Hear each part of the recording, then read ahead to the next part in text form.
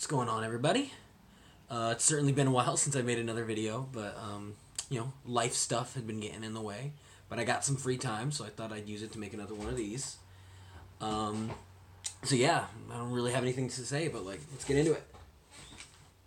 First one I got is the new EP from boygenius.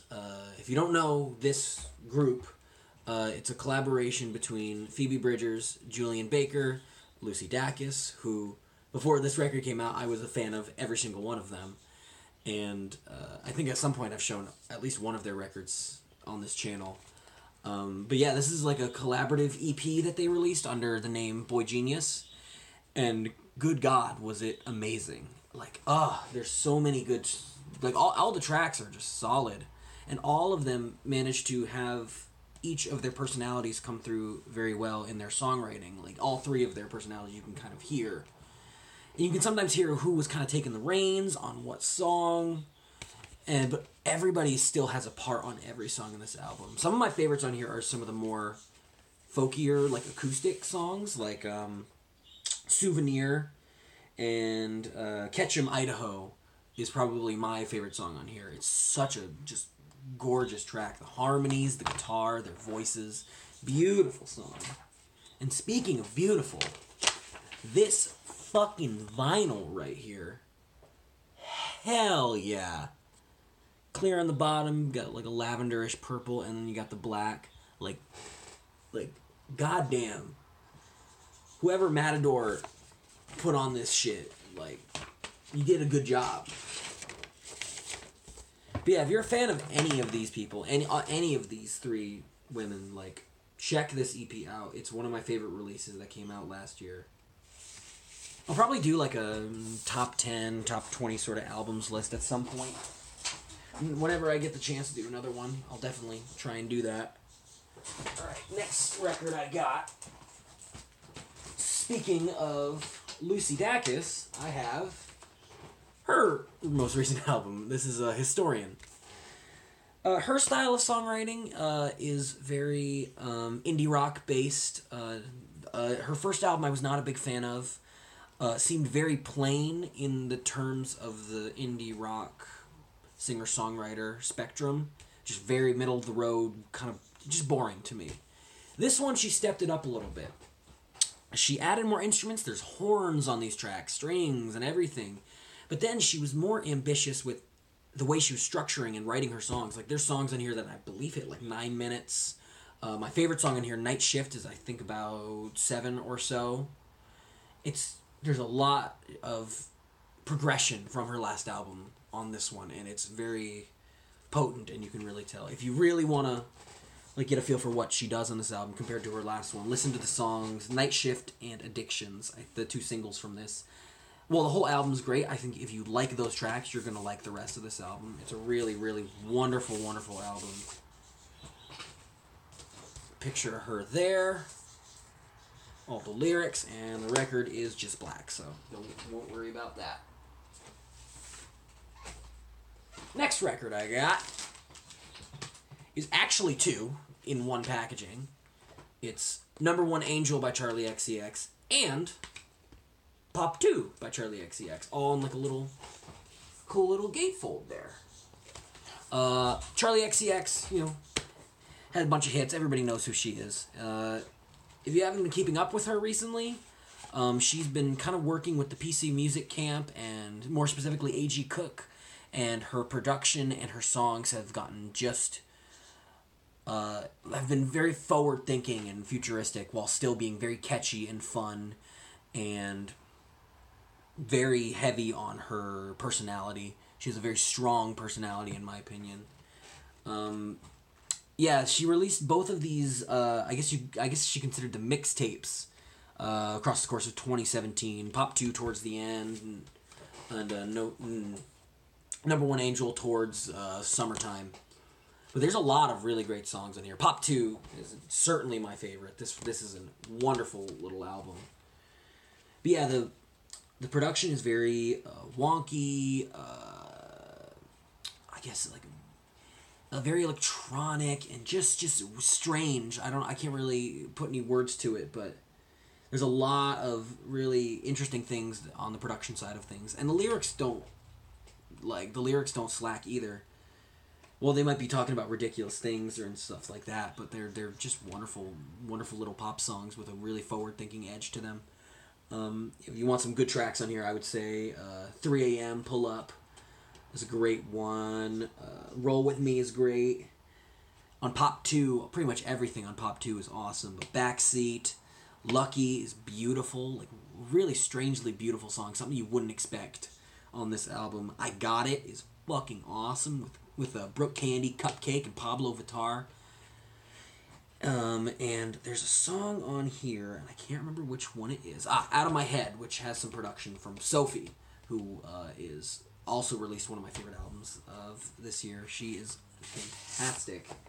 And both of these records are actually colored. So this is Pop 2 here, which is on a just, clear record.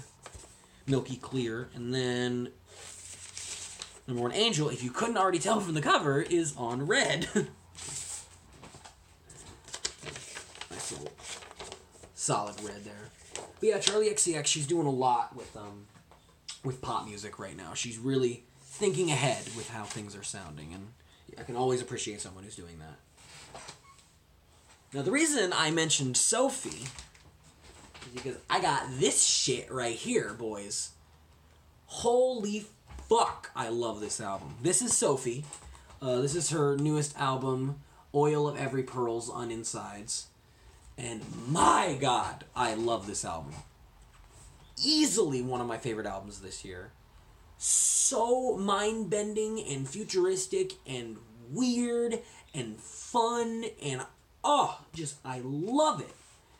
She just doesn't pull any punches. Like there's elements of like art pop, bubblegum pop, techno, house, ambient music. There's a whole ambient piece on here, and it's just so amazing that one person can have all these ideas and just execute them so well. There she is again. There's the gatefold there. And there's a giant ass poster in here that I'm not taking apart because it is huge. But yeah, there's nothing like it. There's nothing else like this album. Got some more pictures of her on the sleeve there, and then the record, I believe, is just like a nice red. There you go. But yeah, just blown away by this. Listen to It's Okay to Cry. Listen to Pony Boy. Listen to Face Shopping. Listen to Immaterial.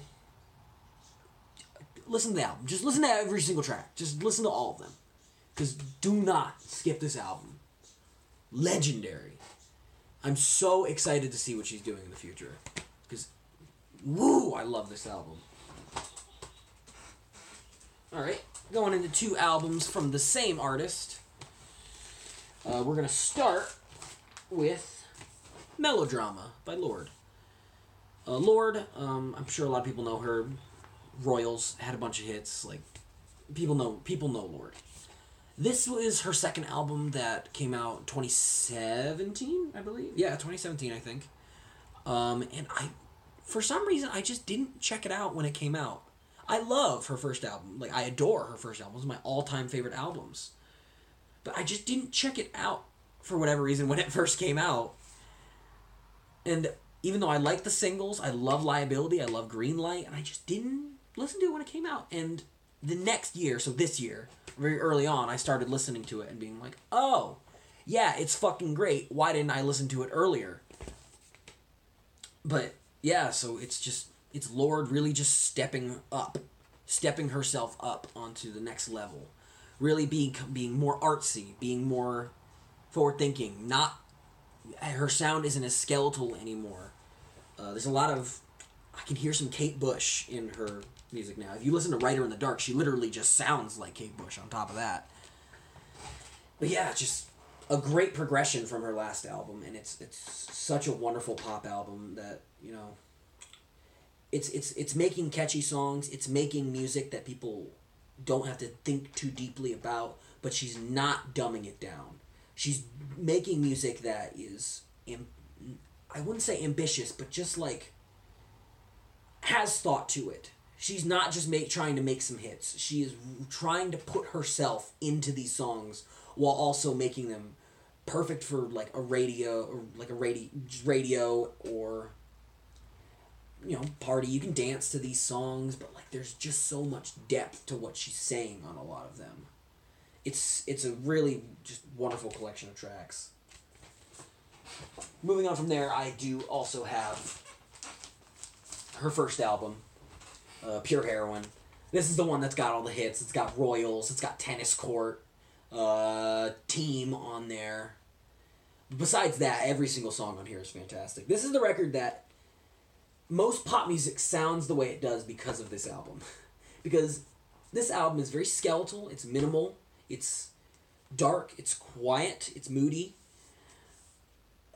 And I think what people heard on that is that, oh, I can make songs like that because I don't need to try. I think what Lorde was doing on here was making simple, minimal songs, but making them still good. People saw this and was like, oh, now I don't have to try. And that's what they thought this was. What this album actually is, like I said, a very dark, quiet, minimal pop album that with a lot of depth to it. And there wasn't anything that really sounded like this when it came out, at least to me, who at the time didn't, I was very surface level when it came to my music taste. It was just whatever I heard on the radio. And when I heard Royals, the first time I went, what is this? There's no other pop songs that sound like this right now. I think the first time I heard it was on like an alt-rock station. And she captivated me, and I fell in love with her music. I know every word to every song on this album, and it's just wonderful. A little gatefold there, and I believe the record is on clear. But yeah, I'm sure a lot of people have already heard this record. It's a very popular record, but like, it's a record that held a very special place in my heart for making me think differently a little bit about music. Think how things can sound, and it changed things. It really did change things. Alright, and we got one more to show you guys. We're going to shift gears a little bit. This is the soundtrack. Alright, I know, crazy, right? Soundtrack. I don't have many of those. Recently, there has been a set of reissues of scores to Hayao Miyazaki films. Specifically, Castle in the Sky, My Neighbor Totoro, and Nausicaa of the Valley of the Wind. Out of those three films, I haven't seen Castle in the Sky. I would like to. My Neighbor Totoro, I'm not as big of a fan of that as everybody else is. However, this is one of my all-time favorite films. I love anime films. I love, just animated films in general. And just the world he creates. I'm trying to get this damn Obi off. Oh my god. Get off. Get off. There we go. Good lord. Back to what I was saying. He's such an incredible world builder. Just the creatures and the ideas and just the people he makes in his films always blow me away. And this, I think, is a great example of that. I guess this was made before Studio Ghibli was even a thing, before it had a name or anything like that. But yeah, this is a score. It's a strange score because I thought it was a lot more. I guess hype would be the word I would use, because all of these songs play at very important moments in the film when people are like getting attacked by the insects and whatnot. But like the score is very quiet. It's there's not a lot of like drums or anything like that. Like there's nothing driving it. It's a very synth heavy album because 80s people were just new to that. It's an interesting score. It's definitely interesting. Now this is a very faithful reissue because literally everything is in Japanese. I don't know what these songs are called. Everything is in Japanese. But yeah, it's a great album. It's really awesome to just have a piece of this film that's besides just like the Blu-ray. But yeah, just great score. On top of that, it's got like some art prints in the middle.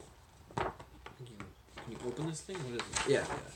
Just some like art from the film and whatnot. Again, all in Japanese, and then the record is just on black, so I don't even bother showing you that. Yeah. My only problem with this was fucking expensive. There's not a lot to this. I think this cost like $50.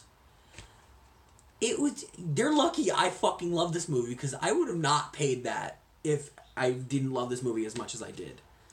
Like, it was really expensive. And this is the standard version. There was a deluxe version that was even pricier. Yeah. Whatever. But yeah, just check out this movie. Watch Nausicaa of the Valley of the Wind. It's an amazing film. And with that, I believe that is the end of this video. I will try to start making videos a bit more consistently as time goes on. I know I've said that like 4 million times in these videos, but, if I have the time, I'll try and make some. But yeah, hope you all have a wonderful day, and I hope you enjoyed the video.